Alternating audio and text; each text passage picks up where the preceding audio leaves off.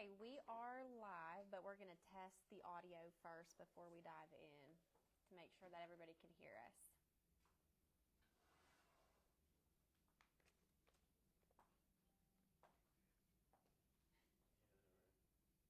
There's pizza in there, guys. Mark, you want some pizza? Tons of pizza. Mhm. There's cheese, pepperoni, sausage, and cheeseburger. The cheeseburger has tomatoes and pickles on it. Yeah, I've never heard of that before. 1 out of 10 wouldn't recommend. Say some stuff, Muriel. All right, can you hear me? We're testing the audio Keep saying it. Testing. for this class that we're going to do. You can hear it? I have it up all the way though, and I can barely hear you. Okay, let me turn this up then.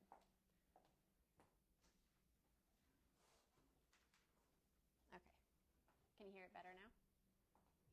Okay. Well, You can actually hear talking, right? Yell, Ariel. as long as you can hear us talking, Use your then we're German good. voice. Will, can you say something? Testing. Can you hear Will? Can you hear me? No, I've already turned it off. Oh. Okay. Well, if you guys have any trouble hearing us, just leave it in the comments, and then we'll be watching those. Thank you guys for coming. This class is going to be on Mastering Real Estate Practices for Effective Client Management and Safety. A big, long title just to cover a lot of important information that we've seen recently. And also to meet and greet the new Tennessee broker, Upshur North. We're super happy to have him. His name is Will. He comes with 25 years of experience from the Pigeon Forge and Gatlinburg area. He is also an auctioneer. So, Will, if you want to come on so that they can see you as well. And if you want to tell everybody a little bit about yourself and kind of where you've come from, and then we can dive in. All right. I started real estate in 1994, so I've been around a bit. If you've got questions, I'd love to. Feel free to call me anytime. I try to stay available and answer the phone. I've met everybody, wonderful staff, good people. I've been in a few offices, so it's really good to be in an office like this where people get along, and humbled that Ariel and the owners here asked me to do this. So that's about it. Thank you very much. Perfect. All right. So I'm going to run through a few things that I have seen recently, and then I'm going to ask Will to interject Yeah, sure. with anything that he hears that he wants to offer as well. Okay. But it'll go kind of fast, and Will and I were also talking. He's got some great ideas on doing some videos specifically on like writing buyers representation agreements with the changing NAR laws. So his idea to spend more time going over specifically buyer reps to make sure that we've got everything in there so that you're covered if, for instance, your a contract that you're doing, the seller doesn't want to cover buyer side commissions. You'll have everything already in the buyer rep agreement to save you in that instance. So he is thinking about doing just a video particularly on that so we can spend more time diving in on filling out a buyer rep. So a few things recently that we want to make sure that we are doing with the changing laws. Essentially, it just affects two main items for us, like we've kind of sent out in the emails. Number one, that buyer rep agreements are going to be required, and that number two, the MLS is not going to be showing the commission, right? Some of the MLSs have already been rolling out their changes. They don't have to until August 17th. And from what I hear, the Tennessee-Virginia MLS is going to wait up until that time frame to make their changes. The North Carolina one, I believe, has already made their changes. And from what I understand... Are they just taking away That's a great question. the spot for the commission? Can you put it in March? So from what I understand from what some of the other MLSs have been doing already, they're creating a checkbox system. So you can check, yes, there's going to be buyer side commission offered, or no, there's not. Then once you click yes, then it will open up another box to give a little bit more specifics. But I think the way that they're going to phrase it is like buyer concessions available, or seller allowed concessions to the buyer, or something like that, to where it's not going to say specifically, this is how much you're going to get paid. They're going to do a roundabout way of putting something in there if you check yes. If you check no, then you can put 0. But I don't exactly know yet what the Tennessee-Virginia MLS is going to roll out. They haven't announced it yet, but they have until August 17th to announce that, make those changes. So we're all just kind of in the holding period to see how that will affect specifically the Tennessee MLS. And so with that, it's a great time for us to just make sure that we are completing all of the documents in the transaction that we need to be, like, for instance, the buyer representation and then the compensation agreement. Getting used to getting that filled out before you go show a property might be a little bit of a learning curve for some folks, but it will save you in the long run. And one thing, too, with the buyer representation, and Will talk more about this, too, in his video, but we are talking about not being super specific. So, like, if you say that you're going to show a price range to some clients from the $350,000 range to the $450,000 range, to actually end up, under contract at a house for $469, technically you're not obligated any commission. They don't technically owe you any commission on that property since it's outside of the price range that you've indicated in the buyer rep agreement. Same thing, if you're too specific and you say, only homes on the MLS or whatever, instead of all homes in Tennessee, or, I'm not obligated to give you FSBOs or whatever. However specific you are, well, if it comes time to closing and the seller isn't offering commissions, well, then you may not even be obligated to receive a commission if you're too overly specific in the buyer's representation agreement. Just the way that things are going. Now, we also talked about if you feel like another agent is being dishonest and saying that there is no seller side commissions available, but you actually think that there are, and that agent just doesn't like you and is saying that because they don't want to pay you or they don't want to work with you, you can actually ask the MLS to pull that listing agreement, and the MLS now has the authority to look at listing agreements and then enforce them. So if you're ever found, like, you have a listing agreement with the seller saying that that they do agree to offer buyer side commissions, but then you come to an agent that you don't like and you say, no, sorry, that's not going to be offered.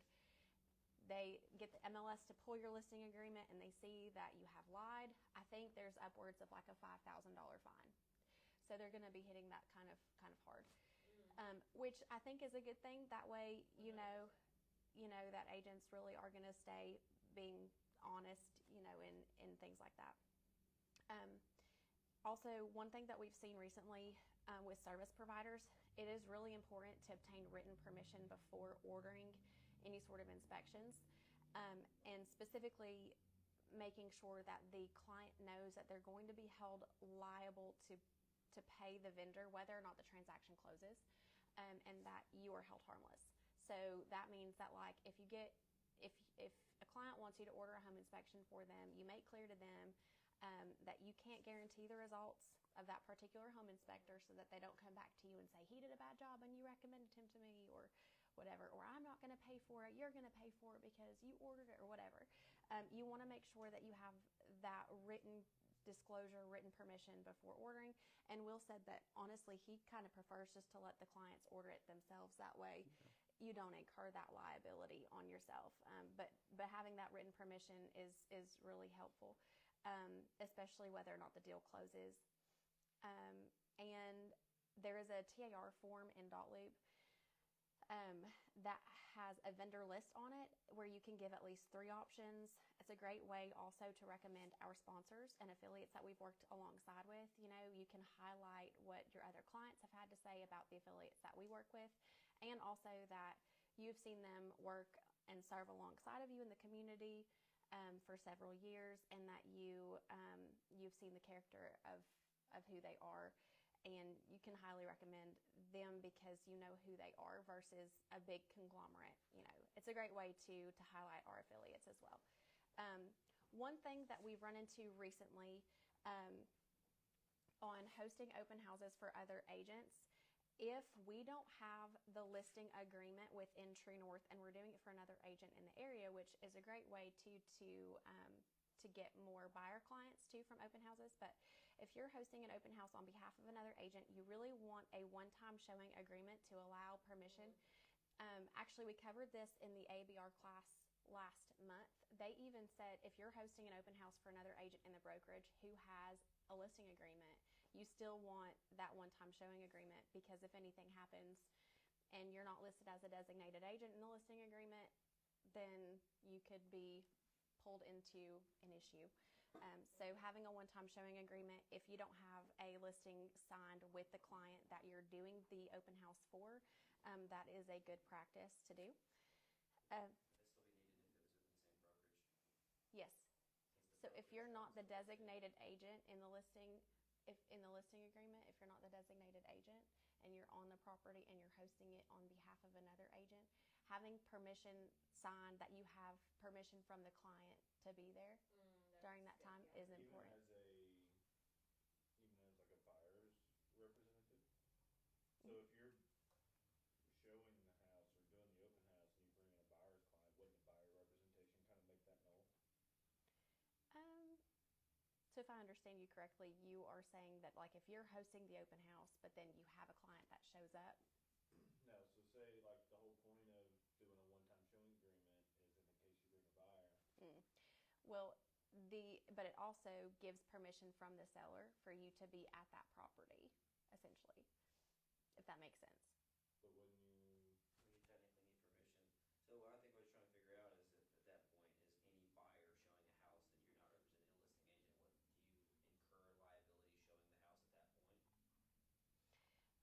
Because you technically don't have permission to be there because you're not the designated agent. Well, they have recommended that in any case where you are not specifically representing the client, that you have written permission to be there in whatever form or fashion. So if they are,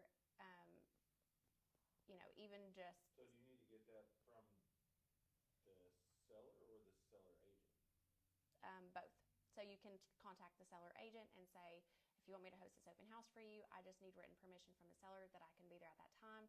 They can sign a one-time showing agreement, which is what they suggested. However, if you find that you would run into an issue doing it that way, you could also do some sort of an amendment to the listing agreement and just say this agent has permission on this date to open house on behalf of the client and has permission to market the property on that specific date, blah, blah, blah.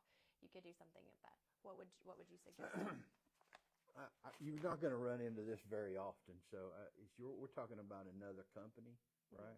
Yeah, you're not going to. Or even, within our company and maybe let's say another agent on the team. I think all you're going to need is permission. The form covers it, but the only thing I think he's asking about is representation. You're not given any representation to that seller, so you might also get that and do a representation for him if you feel like you need to, that you're not representing him, you just have permission.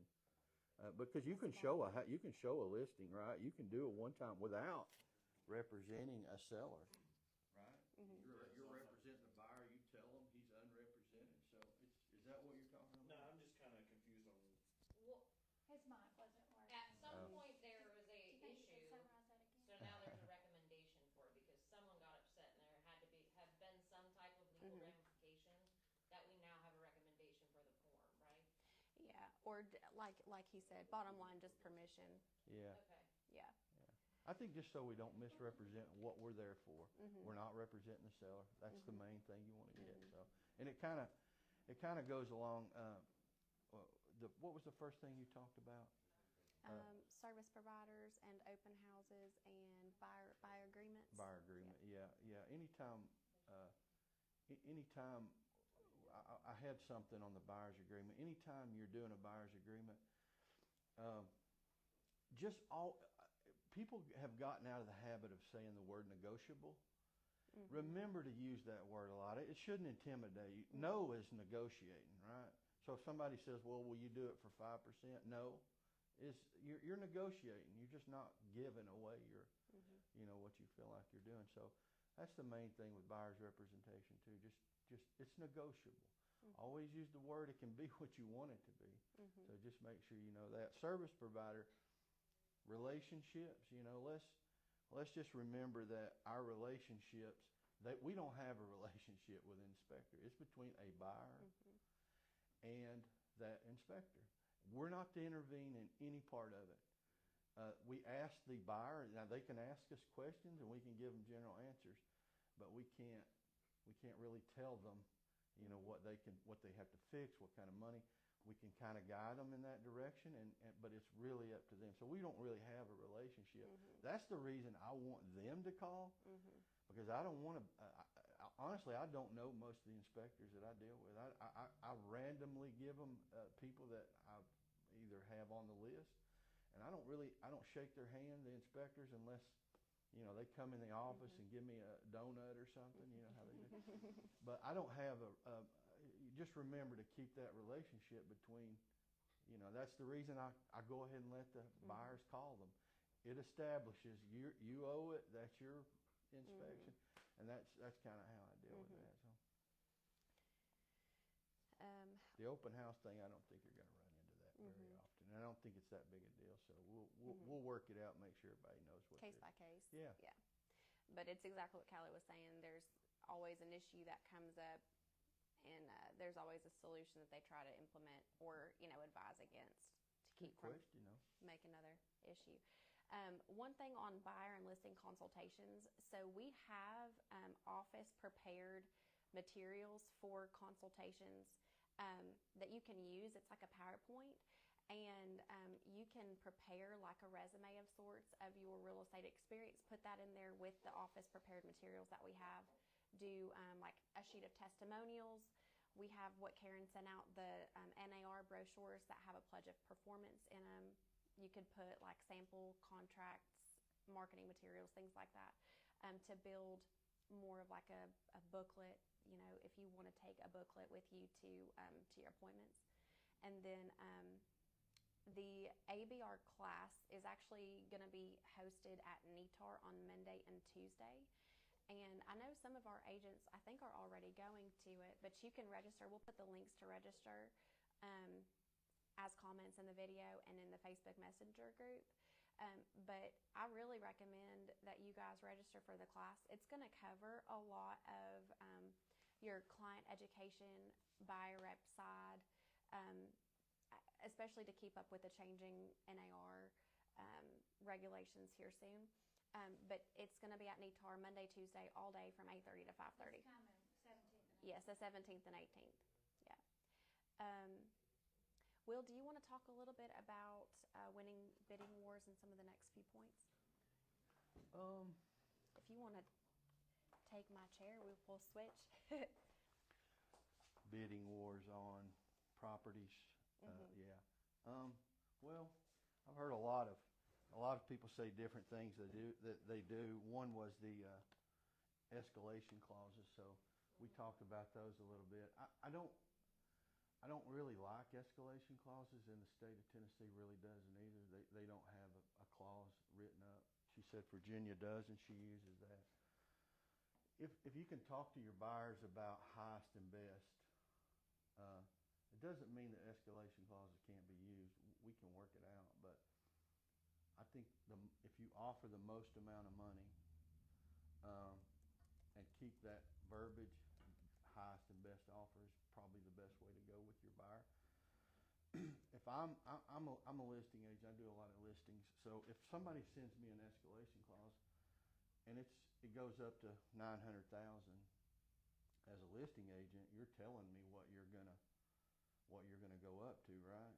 So you've got it written in your offer. So what am I going to do with my seller? I'm going to say counter back at whatever his highest and best is, and see if he'll go ahead and take it. And that eliminates the escalation clause. I've ran into problems like not having an ending date, and it come up to that was the very first thing I ran into. Or not having a cap on the amount as well. Or not having a cap. In Yeah. those escalation clauses, isn't there verbiage that you have to show that there was an offer Correct. that competes? Because the whole point is You to said- That runs. be able to beat it out if there's competing offers. That If runs. there's no offer. That runs into problems too, where you're having to provide, even though you mark things out, provide proof. So it happens all the time, and I think one thing you got to remember about an escalation clause is it has it went to court? Is there anybody had a judgment, or has it been litigated? A lot of the stuff that you get, although it's written by a lawyer, it's not litigated, so we don't really know if it's legal or not, if it's going to hold up. So the state of Tennessee has a real problem with them. So if I could give you any advice, it would be to encourage your buyers to do their highest and best. I think, me personally, I was in the Pigeon Forge market. We might have 15 offers. It was really easier for me to negotiate an escalation clause out, and that way there's no problems between. There's no problems at the end on where we're at. I think they can be written good with a good date and a good ending, but if I could encourage you to stay away from them, I think you don't want to end up in court over something like that. She told me a situation here, and I think, I would love to read the clause. I haven't yet, and see where she's at on that. But as far as winning bidding wars, I tell you the best thing that I do as a buyer's agent is to call sellers' agents and have a good conversation with them. That's your time to tell them who you are and who your buyer is. I always try to take everything to a personal level. There's a lot of great stuff in our contracts that we can use, but if I can just win a friend, who are we selling when we call the seller's agent? We're selling ourselves, right? So it's an opportunity to talk and to make a friend and to let them know who you are, and also to tell them about your client and their qualified, your experiences, so that they know. Like, I'll say things like, listen, I don't lose deals. I put them together. Occasionally, one falls through for some reason, but my buyers are real. They've done the things they need to do. I ask questions as a seller's agent. I call every single contract that comes in. If I don't care if there's 20 of them, I want to talk to the buyer's rep. I want to ask them questions about their buyers. I want to understand them, because all that glitters ain't gold, right? That contract may say one thing, but the truth is, if the agent is inexperienced and they don't know, I know I'm going to have to do a lot of work, and my seller may lose a deal over that. And so I'm going to communicate what my conversation with my seller. So if you're a buyer's agent and I call you, I'm interviewing you. I want to know about your buyer. I'm asking buyer questions. I say things like, are they comfortable with some of the fees and things that might come up to fix? Are they comfortable doing that? And then I go over with them things like, are you going to negotiate money instead of repairs? Have you talked to your buyers about the things that are going to come up on an inspection? These are the kind of things I'm interviewing you, because I want to know if you know what you're doing, and if your buyers are prepared for to what's about to happen. And if you're pretty close to another offer, I'm going to talk to my seller about why that offer may be better. Now, it's up to him ultimately. I can't choose which one he picks. He may always pick the one with the most amount of money. And of course, cash is important. Some people, I look at percentages. So encourage your folks when they're making an offer. When we talk about highest and best, it's not only about, if they say, well, I'm probably going to put more down, but I'm only going to get qualified for this 3% loan. Well, you might talk to them about the importance of putting the best kind of loan on that contract. Try to keep contracts clean, where, I'm all for inspections. I don't ask, you don't impress me when you send an offer over that says I'm not going to do an inspection. Now, that is something that wins bids, but for me personally, I think that's too much liability for me to have. I want my buyer to have an inspection, but what I got to learn is how to handle that inspection, how to inform the buyer what's going to happen. So don't be afraid of those things, but keep the contract as clean as you can. Try not to have, if you've got a buyer, before they make an offer, make sure you got the letter, make sure that he's been approved, but also make sure he's got everything handed in and ready to go. So when you're getting interviewed by me, you can say, my buyer's ready. We're done. I've done this before. You're not going to have any problems here. So that means a lot to me. So those are some of the ways that I can be a little lengthy, but No, that's good. that's the kind of things that I use. And there may be other things that you have, and I would love to hear them, and we'll share them. Anything, I recommended at the time when we were having bidding wars that people let their earnest money be just don't let it be a contingency. Just tell them if it falls through, And so that may not be for everybody, but it may be for somebody that's buying. I sell a lot of properties in Pigeon Forge where they're investment properties. So if you show that kind of strength, you may win a bid also. But it's showing strength. It's doing the little details. It's interviewing. It's calling. People text a lot. I mean, if I could give you any advice, don't always do that. Pick up the phone and call people. Get really personal with them, and that helps me a lot. All right. Do you want to talk about open house safety? Huh? You want to talk about open house safety?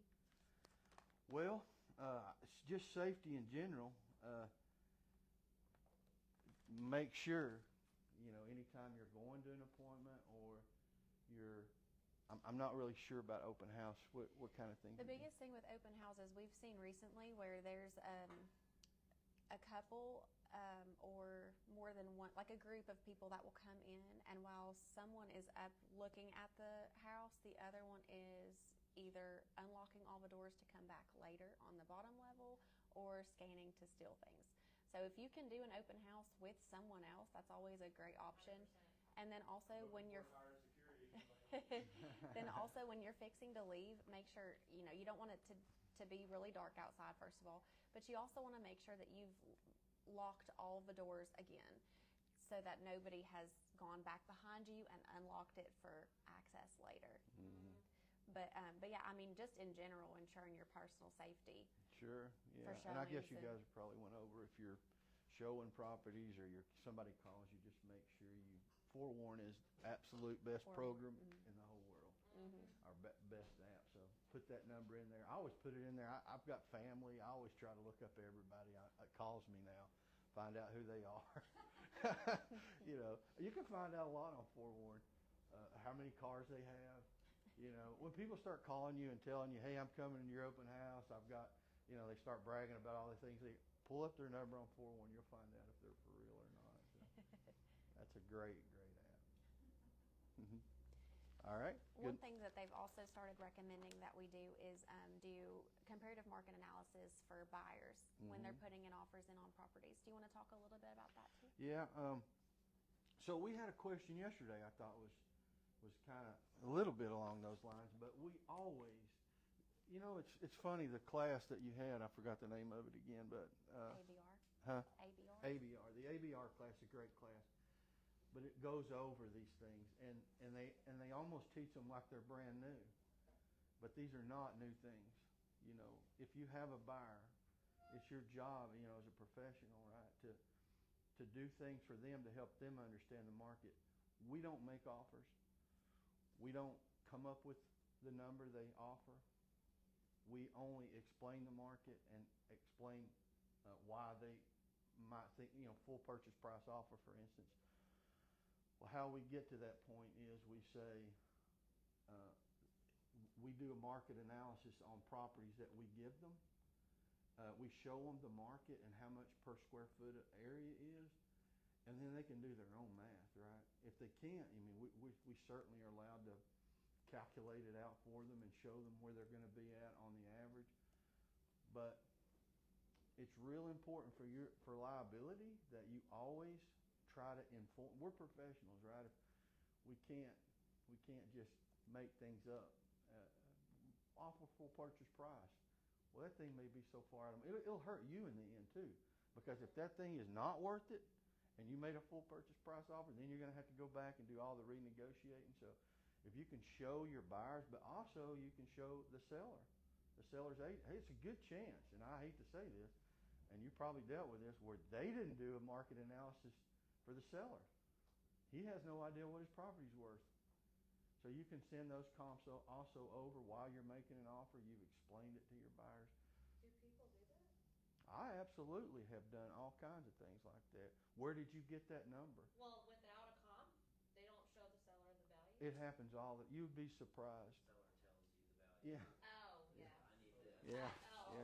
Yeah. You had that situation you were talking about. Now I Oh, hope you yeah, don't mind me saying. Oh, no, with the 3 comps. Yeah. Yeah. So,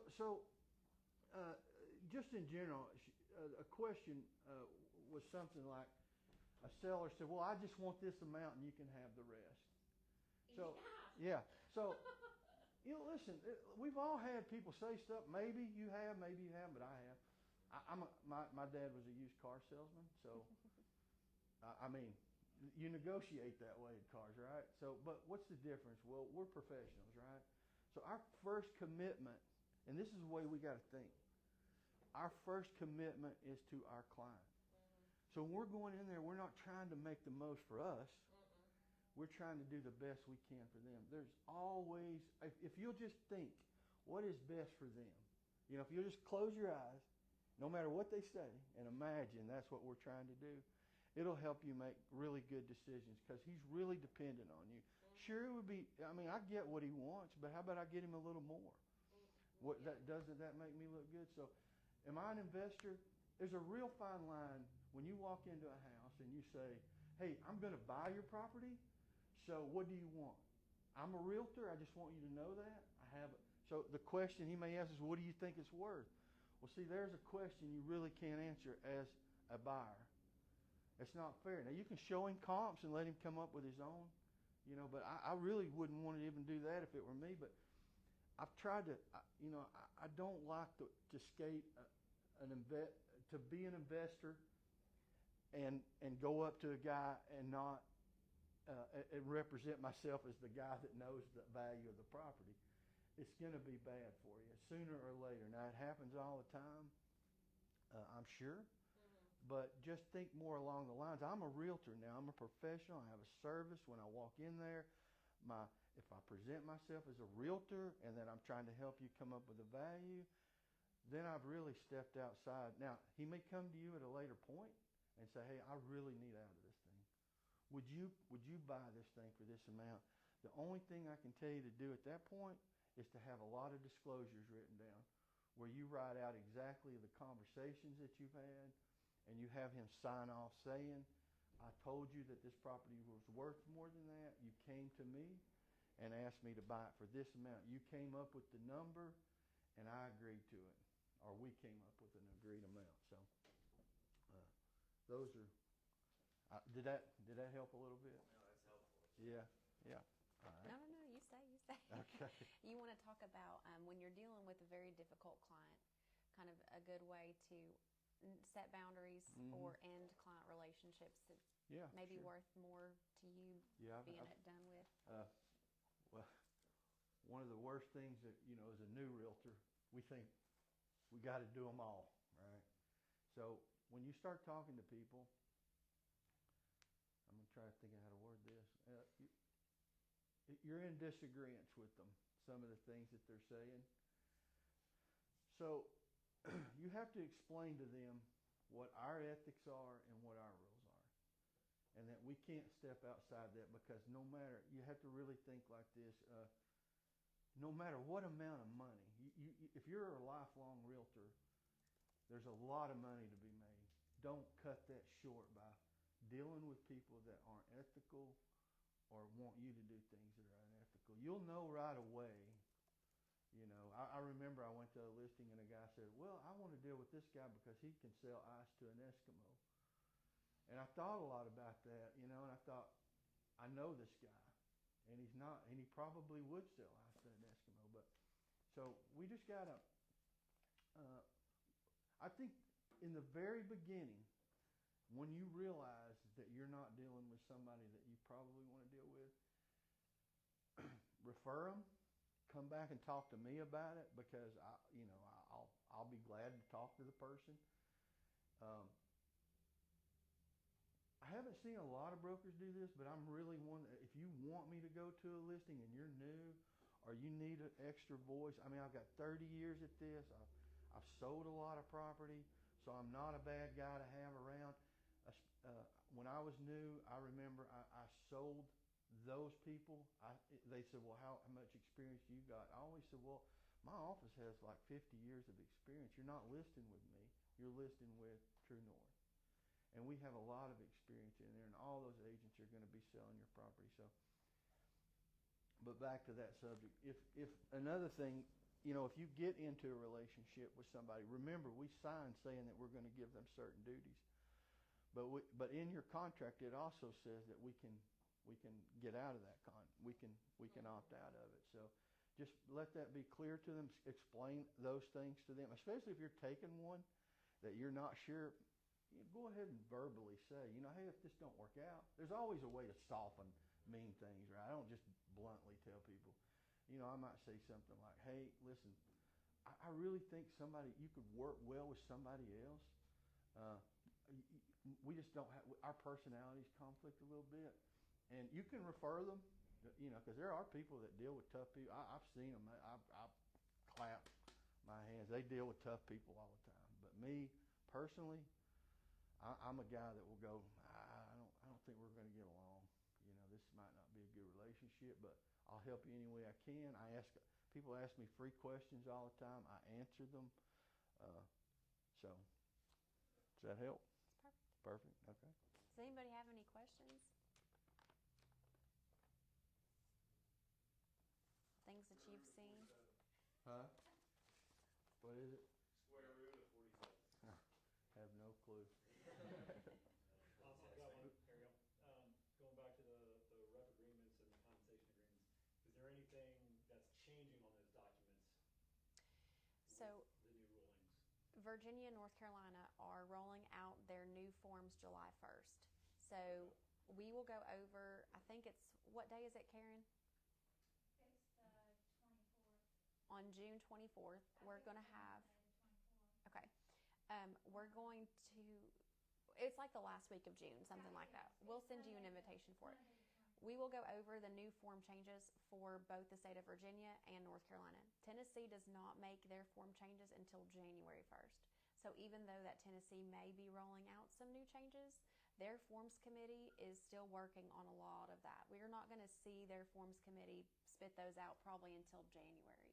Once we get closer, though, I mean, they might be a bit faster with everything, but as of right now, this is kind of new territory for everyone. So I do know that their forms committee are working diligently on making some changes that are going to help us, but they're more than likely we won't see those. For Tennessee, stick with what we've got probably until January. There may be some, that they'll publish before then, and we'll all be made aware of it at that point, but for North Carolina and Virginia, they will have new forms starting July the 1st, and we're going to go over some of those changes here in the next week or two. I'll be sending those calendar invites out soon, and like the North Carolina agents will get the North Carolina, and Virginia agents will get the Virginia. Some are both, and it'll be in the morning time. Does a lot of the agents in here use buyer's rep? It is required for everyone. However, we have had some situations recently. We'll get to closing, and then we're like, I'll see the file in dot loop, and there isn't a buyer's rep. Yeah. So we'll get it signed, but it doesn't do you a lot of good to get it done after. Yeah, it's really hard to back up a form. It's really hard to Yeah. back up a form. Yeah. No, I mean, even You really do have to have it. want those done every single time. wire fraud, So- disclaimer, everything else. Mhm. Yeah, I should say there's no way to back up a form, really. Once you've closed a piece of property, you can go back and get them to sign it, but if you go to court, I mean, It does, yeah. the judge is going to say, well, why'd you go back? Did you, I almost don't want to go back and see those forms at that point, if you haven't had them signed already. It really is for everyone's protection anyway, and Oh, if you don't yeah. have it, you're We kinda talked left about high and that. dry. Yeah, it's not that I hate forms, but I've learned to love them as a broker because I've used them when people call me and say there was a problem. I've learned to use those forms to go back and say, well, you signed did you understand what you were signing?